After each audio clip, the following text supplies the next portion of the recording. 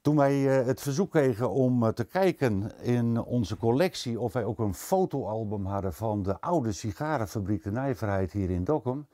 Toen konden we wel een locatie vinden, maar het was een hele vreemde locatie, want het zou hier op dit gele depot liggen, waar we heel veel voorwerpen uit de collectie bewaren, maar eigenlijk nooit geen fotoalbums. Dus dat was wel heel erg vreemd, maar we zijn gaan zoeken en in deze doos, op deze plank, zou het fotoalbum moeten zitten.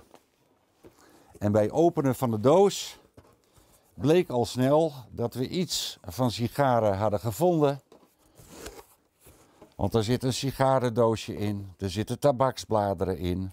En heel bijzonder, een klein beetje verstopt aan de zijkant, dit hele bijzondere album. We hebben toen contact opgenomen met de historische vereniging, met Warner Banga persoonlijk.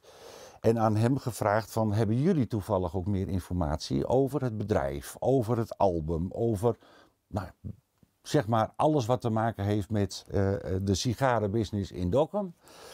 En Warner zei van nou, we hebben wel wat informatie, maar we hebben eigenlijk heel weinig. Dus ik ga het onderzoeken, ik ga kijken of ik meer kan vinden. En toen is hij gestart met zijn onderzoek.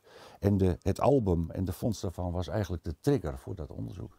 Together met Piet de Haan doekte Warner Banga de archieven in om meer informatie te zoeken. Ik bezocht er de familie Laukens, die het nou in het pand wonen en de boekhouding van de nijverheid bewaren.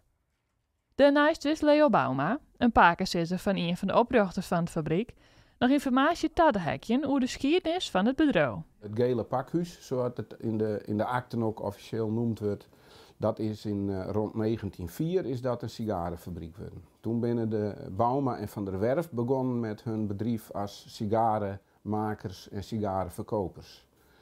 En dat begon met een 10.000 sigaren per jaar. En dat is opgevoerd tot 1,5 miljoen sigaren in de top van, die hier draaid werden. Toen was de sigarenfabriek De Nijverheid, had zo'n 30% van de Friese tabakshandel verzorgden zij. Dus die werden hier in Dokkum gemaakt. En eigenlijk op het hoogtepunt van dat bedrijf heeft zij dacht van hier moeten we een mooi fotoalbum van maken laten. En dan kunnen wij dat aan onze klanten zien laten hoe mooi bedrijf het wij binnen. En toen hebben ze fotograaf Beitskat uit Kolm, die hebben ze gevraagd om daar een fotoreportage van te maken. En die is met zijn glasnegatief camera naar Dokkum gekomen en die heeft een serie van 20 prachtige foto's gemaakt. Interieurfoto's en exterieurfoto's. En heel belangrijk ook een foto van het hele personeel. En dan zien we dus dat op het top hadden ze zo'n 30, 40 man hadden ze in dienst.